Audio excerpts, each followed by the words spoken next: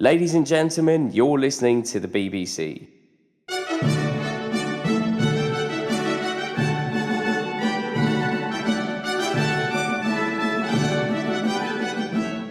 This BBC has nothing to do with Britain.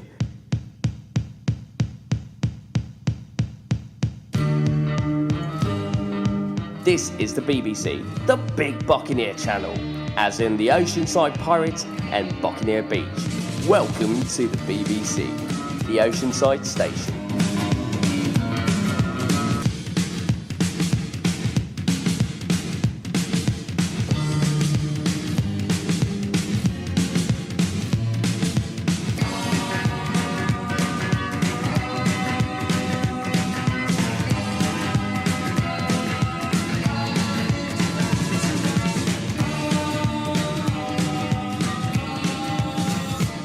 Coming to you from a car-sized drone hovering over Buccaneer Beach, this is the Oceanside station, the Big Buccaneer channel at www.osidebbc.com.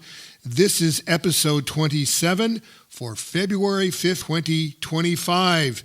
And this week, we talk about an arson. This arson was actually on top of the Regal Theater in downtown Oceanside. And if you can believe it, that arson fire may not be the worst thing to befall that movie house. And we'll also talk about a new AmVets that opened in Oceanside, and all the new restaurants that have just opened or are about to open here in Oceanside. We're going to interview Eddie Velez, who is a standout on the San Diego Sockers, of course, our own professional ball club here in Oceanside. They play at the Front Wave Arena, and we're going to talk to him about what it's like to play on the San Diego Sockers here in Oceanside, and also his involvement with youth sports. He's a coach. We're going to talk to him about that. For our deep dive, we're going to talk about the worst year in Oceanside and why it has relevance to 2025. For our happy hour segment, we're going to go to the Pacific Coast Spirits and Kitchen. Kind of an unwieldy, hard to remember name, but they make their own spirits there, and we're going to talk about happy hour there. And finally, we're going to, for our meter reader segment, we're going to give an award to the United States Marine Corps. Now, here's the news.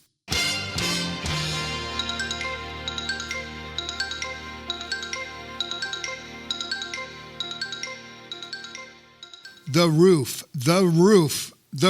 is on fire. Yes, there was an arson on the roof of the Regal Theater building, and on Tuesday, it was announced by the Oceanside Police Department that they had found the arsonist who set the fire in a sort of a pipe in a gutter area on the roof of the Regal Theater.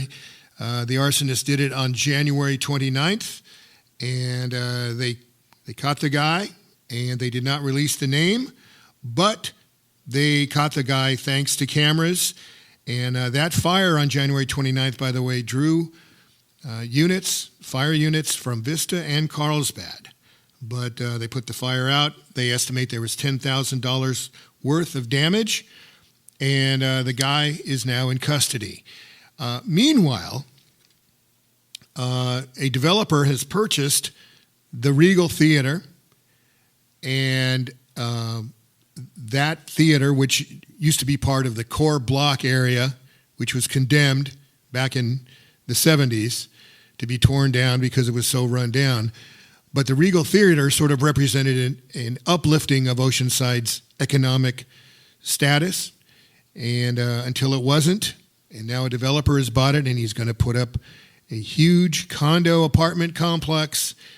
But that was supposed to be, the Regal Theater building was supposed to be raised this year. Well, as it turns out, it's not going to be until next year, they tell us. What that did, though, is that drove out business. The Breakwater Brewing Company vacated, and Regal Theater, we are told, it's still showing movies, but it's very, very slow. Unfortunately, people thought that the whole thing was going away, and it really put a damper on business. And we're sorry to hear that. So we wait for the future of the Regal Theater building. 2 new restaurants are thriving in South Oceanside at the 1700 block right next door to Anita's. It's the old North County Times Citizen Blade Tribune building. And that building has been taken over by the Municipal, which is sort of a combination coffee house and a clothing store. That place seems to be doing only so-so. But right next to it, just opened up, is the taco shop, which, as you can imagine, serves Mexican food. Part of their model is based on pickup, where you call it in, you pick it up.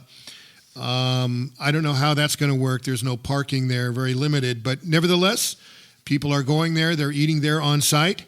And the taco shop is open now, and they open every day for lunch, and they close at 6 p.m.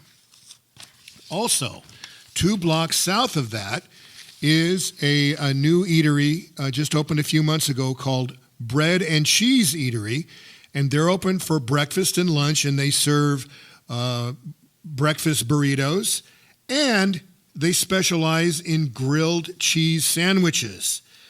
So they're doing pretty well, it seems like. And it was opened by 2 guys who served, they had a kiosk, and they served grilled cheese sandwiches at the Kaboo Festival.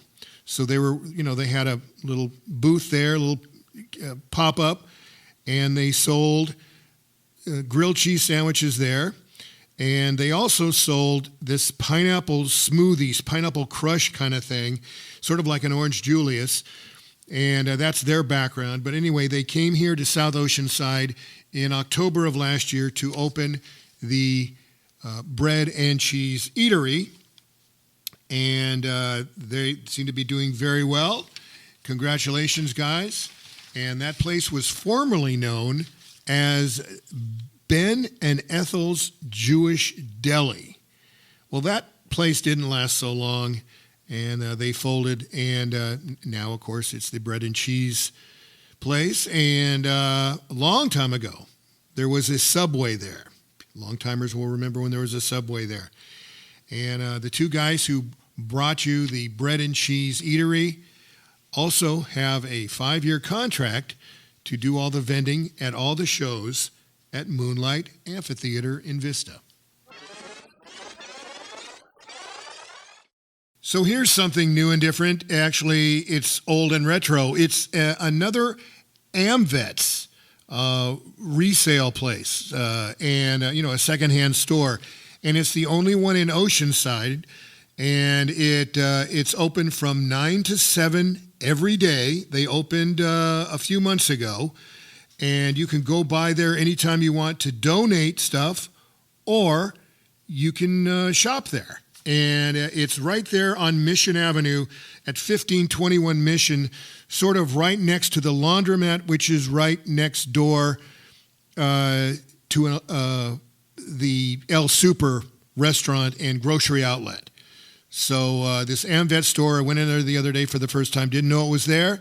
It's really nice. It doesn't, have that musky smell of some of these used clothing and used household goods stores, but it's there, and they're open for business.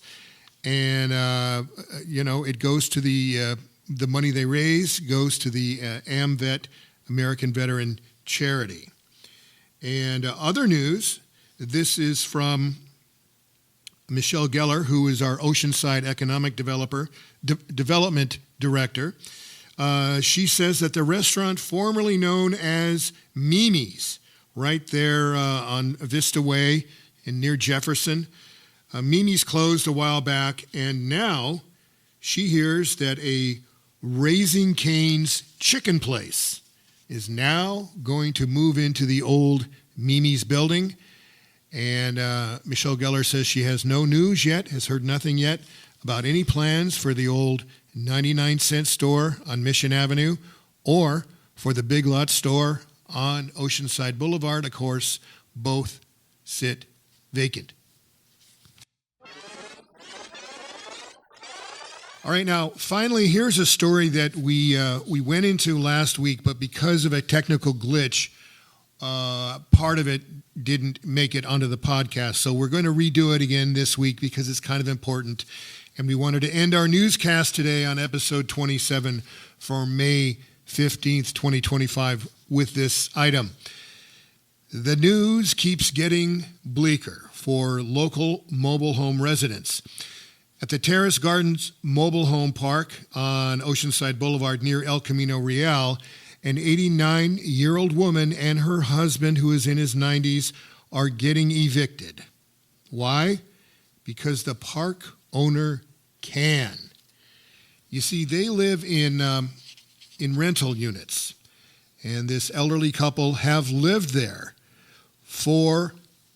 at Terrace Gardens for 12 years.